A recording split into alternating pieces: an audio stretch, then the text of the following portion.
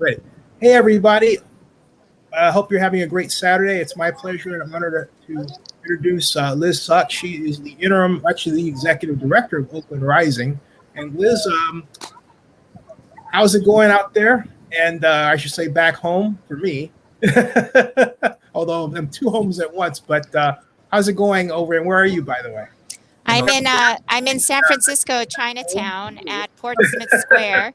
Although I'm two homes at once, but how's it going over? And where? Got it. Okay, that was my ghost. So go ahead. Are we good now? My ghost likes to talk. So I see. Thank you, Zenny, for having me today. I'm here out in Chinatown in San Francisco at Portsmouth Square. The Chinese Progressive Alliance is having an action and a rally right now to bring solidarity around the murders of 6 Asian women in Atlanta, Georgia, and around Atlanta, Georgia. And we're just sending our love and solidarity, as well as linking those murders to the violence that has been perpetrated on, Asian folks in the community, both here in San Francisco and across the country. So I'm just out here in solidarity. Bay Rising is also one of the co-sponsors, and we are a member, steering committee member of Bay Rising. And together we are part of the Defund Coalition in Oakland. So I thank you for having me here today. Absolutely. Hey, I gotta ask you, what do you think started all of this? Because all of a sudden, I have my own ideas, the theories, but this is a new show. Literally, what's going on?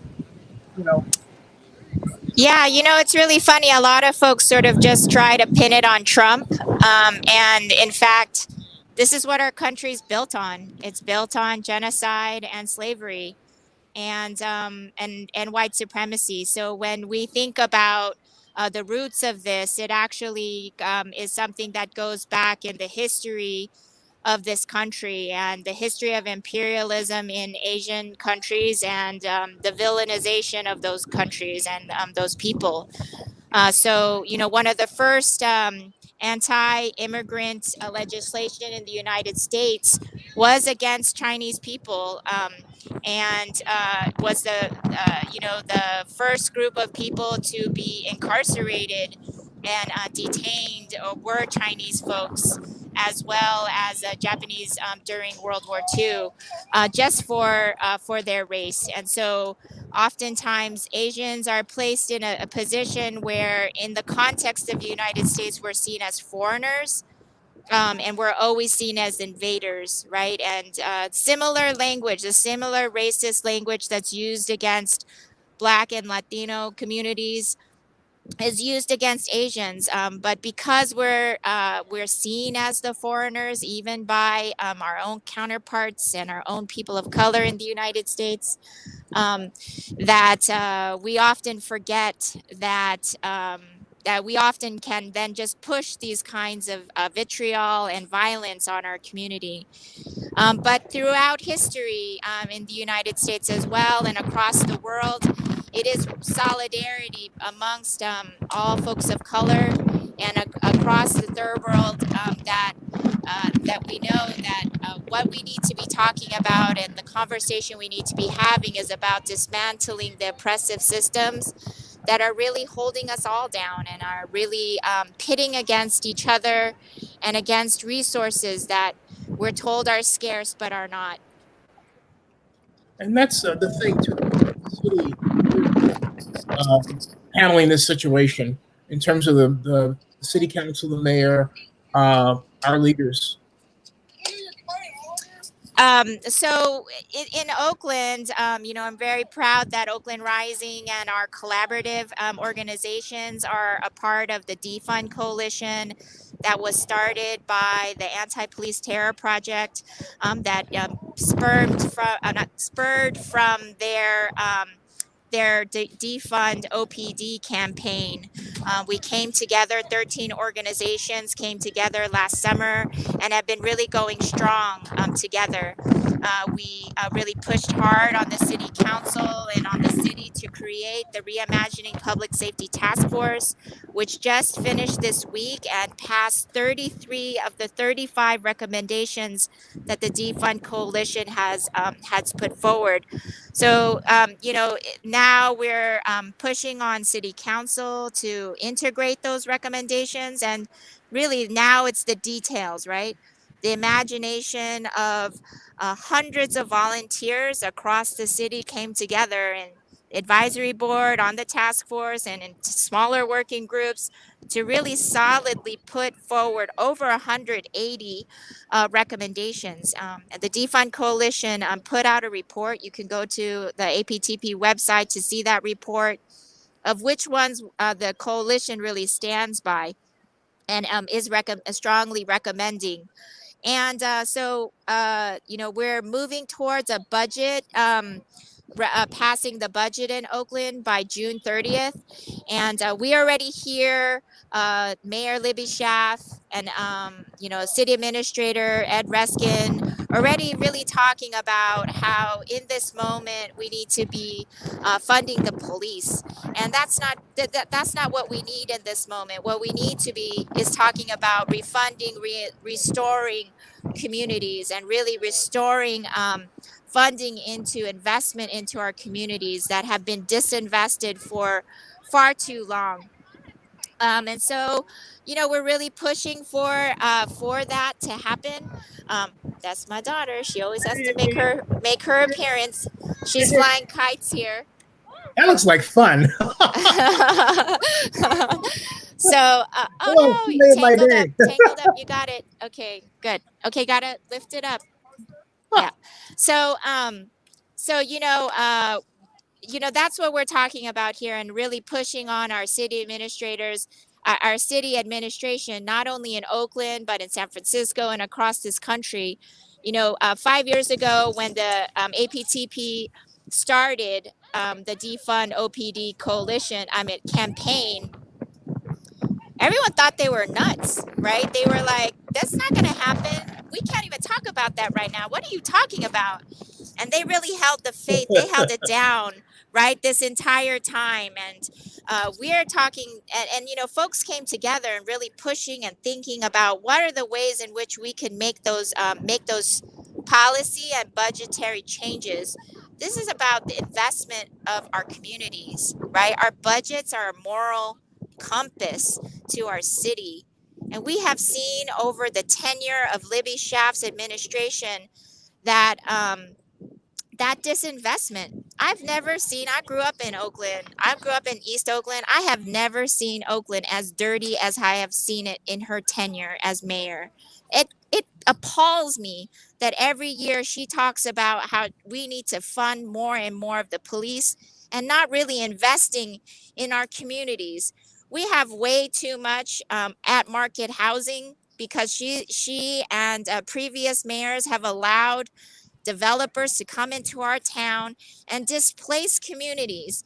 And people are unable to afford this. And so now we have a burgeoning housing crisis. We have unhoused at an incredible rate in Oakland. We're about to see another tsunami of evictions that could potentially happen.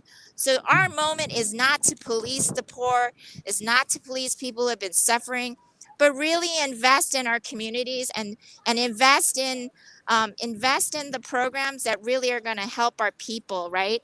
That are really going to give us housing. My daughter likes to always mention and make sure I mention the healthcare, ensure that we're taking care of our people and addressing the violence that we have in our communities in this moment, right? There is a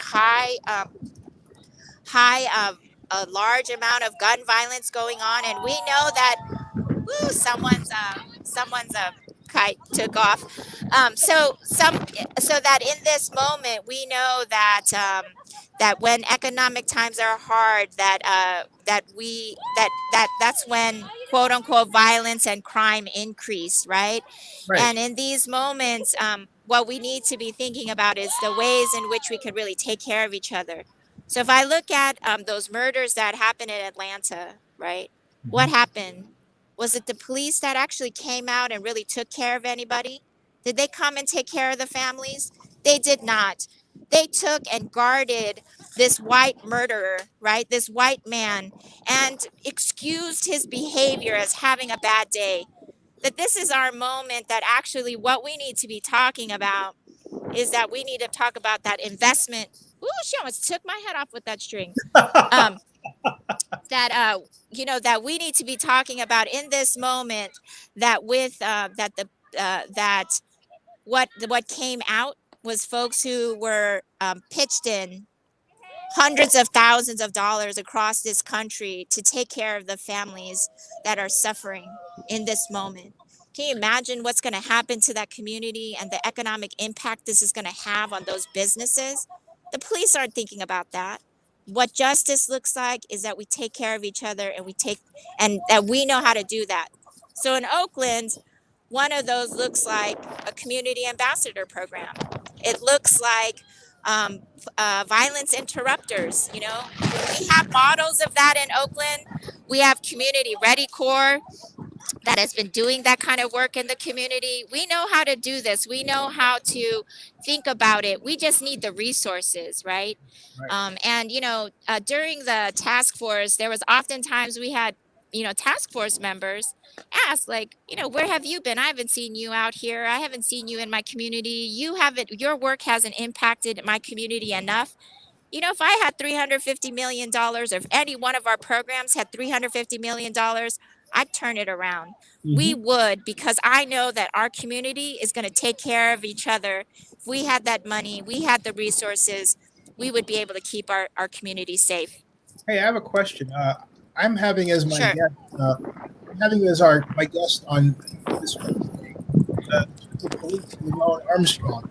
What questions do you have? What questions do I have for Chief Armstrong? Yeah, I don't That's make a good any. one. Yeah. He's coming on this. What I would have for him is how much of his budget is he willing to give up, and how much overtime is he going to ensure that that is not going to continue to eat into our general fund? What are the ways in which he is going to really think about it, right? Okay. Because also, I'm sorry. Go ahead. No, let me just finish saying this, that, a lot of folks don't know, when it comes to overtime, that money is in addition to their $350 million budget, right? The 44% of our Oakland City budget is in addition to that. When we see that that helicopter that's flying over East Oakland every night, that's in addition to this $350 million, right? Every other department in the city of Oakland, when you say to them, you can't do overtime, or if you do overtime, it needs to come out of your budget. We don't say that to the police, and we need to. So if I was to speak to Chief Armstrong, I would say, balance your budget, dude. Figure it out within your budget. And we're about to take some money because we need to invest in our community. And what are you going to do to solve the violent crimes that are already stacked up? And talk about the statistics and the data that's coming out in that failing police department that isn't solving any crimes. Hey, has anyone looked at bringing back redevelopment? Because my first job out of grad school was with the Oakland Redevelopment Agency, and I created the numerical argument for the Home Depot and what's there in the Henryville Crescent that was also controlled by the Oakland Redevelopment Agency, as well as the Coliseum survey area, which is the Coliseum redevelopment area. My point is that when we had redevelopment, and then Jerry killed it as governor, the year we killed it, we had in 2011 alone $111 million in affordable housing for that year alone. And we had 111 million that year, 109 million the year before that, 99 million the year before that. You get the idea, right? We just killed it. And yet, we bothered. And I say this to the mayor all the time. No one seems to have a hunger to bring it back, and yet that would solve our problems. If we had redevelopment, we would have a smaller homeless population than we have today. So because we had an affordable True. housing crisis, right? So what's going on that we can't? Yeah, and I think when we talk about redevelopment, right? We need to be talking about the development of affordable housing. And I just have to say, Zenny, I just got a 10% battery on my phone. Oh It no, just okay. came up, so I'm gonna Yeah. get cut off soon. But I do want to say that that we, as I said, there is a lot of development happening in the town, right? In Oakland and in particular neighborhoods, particularly downtown area, which is as a result of Jerry Brown and his policies. And, just how much they welcome in developers, big developers in Oakland. And actually, we have plenty of land. We have plenty of empty units to house all our people, Yeah. but we're not taking the necessary steps to put people in those units, right? We're not looking at public land for public good. What Oakland is doing, and the city administration, particularly Libby Schaff and her administration, is saying is that Oakland is for developers and for cops. And we're saying is that actually, if you're going to do development, this is your moment to do development for affordable housing, deeply affordable housing, right? That's our problem. It's not that we don't have enough units.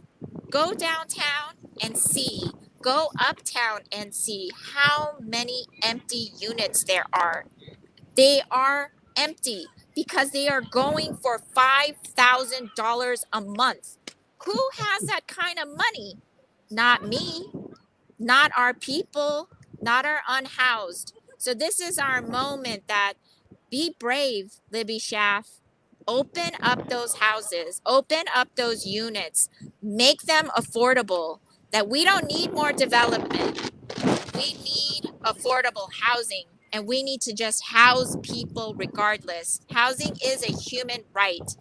We also need to be considering in this moment, post COVID, is that we need to be talking about canceling debt, not by increasing police department, right? We don't need to increase the money. We have $192 million coming from the feds. They're going to be talking about city council in the next, on the 26th, I think. Don't quote me on the date, but there's a special city council meeting to go over what they're going to do with that 192 million. The mayor has vowed that that money will go back to the police, and we're saying this is not the time. We need to be talking about a just recovery, and Oakland Rising is talking about beyond recovery, that this is our moment to create long lasting systematic changes that will make sure that every single person in Oakland thrives. We don't need more police. We don't need more development. We got enough in Oakland, and we just need to make sure that our people are taken care of with what we've got. Hey, tell my viewers about Oakland Rising. I summed it up, and $5,000. Hold on, baby. Say that Yeah. again. Tell my viewers about Oakland Rising and its website, how people can donate. Yeah, so you can go to oaklandrising.org. You can follow us on Instagram and Twitter and on Facebook. And I just want to plug that. Oakland Rising is a collaborative of 9 organizations, and that include Ella Baker Center, Causa Justa Just Cause, Communities United for Youth Restorative Justice, E-Base, East Bay, Alliance for Sustainable Economy. I'm pretty sure I'm missing somebody. Parent Voices Oakland, Mujeres Unidas Activas. And so I'm very and APEN, Asian Pacific Environmental Network. I'm sure I'm missing somebody. I apologize if I am, but that this collaborative is really proud to do the work of building political power in the flatlands for Black and Brown communities. So you can go there and make a donation. I do want to plug a vigil that is happening on Tuesday in Madison Park at 5:30. We're leaving all the politicking out of it. It's a moment where our community can come together and really grieve and really show our solidarity to the victims and the families and communities in Atlanta, Georgia, and to all those who have been victimized and targets of violence in the Asian community, as well as making that solidarity pitch to link all of our liberation struggles of Black, Latino, Arab, all of our communities need to come together in this moment, and that we stand together, and this is how we'll win. Can you give the address for Madison Park by chance? Oh, I don't know off the top of my head. It's 9th and Madison. It's right next to the Lake Merritt BART station. Oh, okay. Oh, 9th and Madison next to Yeah. Lake. Okay, I'm writing that down. Okay, because I realize there's so many things on Madison Park, like read this and everything. Yes, yes. Yeah. Okay, so I'm writing that Madison and 9th. You know, I just wanted to say one last thing, Zenny, Sure. if you'll let me before my phone dies out, is that one of the things that the Defund Coalition is really pushing for, right? There's a few things. One is that is about the Community Ambassadors Program, but like also really pushing those alternatives to policing, to an alternative response to policing, like MH First, and really investing in programs like that. And we really, really want to see that this money really goes, that this $150 million that we're asking the city council to cut from OPD to fund our communities, and it really goes to investing in our communities. Okay. I have a fact. Can people? What's your fact? That when you said $5,000 a month, Yes. if I summed it up, and it was $60,000 every year, which is way too much. Yeah, it is way too much, baby. You're right, because we don't even have a living wage that covers that. Our No. minimum wage No. doesn't even cover that rent. Nope, not at all. No, absolutely not. Hey, show us the surroundings. Show us where you're at. Sure. Give me a second. Oh, oops. Woo, I Careful. lost it. Sorry. Okay, here. You see it. So this is the bridge that leads to Portsmouth Square. You can see folks are out here. They're no one's flying kites right now because it seems like a little dangerous. But people are out here. If you go a little further in, you could probably see the crowds that are gathering around the speakers. And we're Yeah, it out looks here like things. to Wow, it's a beautiful day. Wow, solidarity. beautiful day. Wow. You're not too far from one of my favorite restaurants, Brandy Ho's. Well, I'll have to go check it out after this. Oh God, I hope it's open now. My goodness, my goodness gracious, man, oh man. Any other thoughts?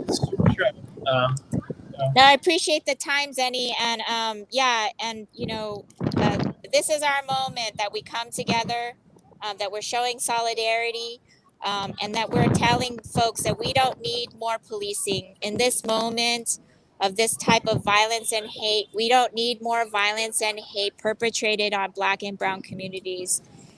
We noticed after what happened in Atlanta that New York City and San Francisco and other big cities sent their police forces to massage parlors and were victimizing the people that were working there. And that is not the message that we're trying to send to the world.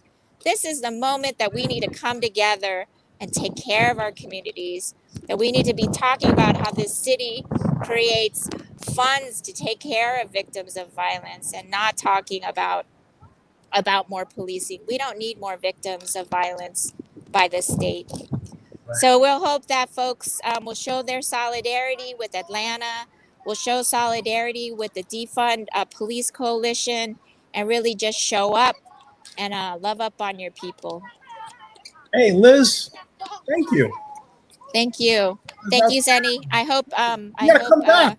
You gotta come back. That's more time and more battery power. Yes, I was charging it, but I guess I didn't push the right button.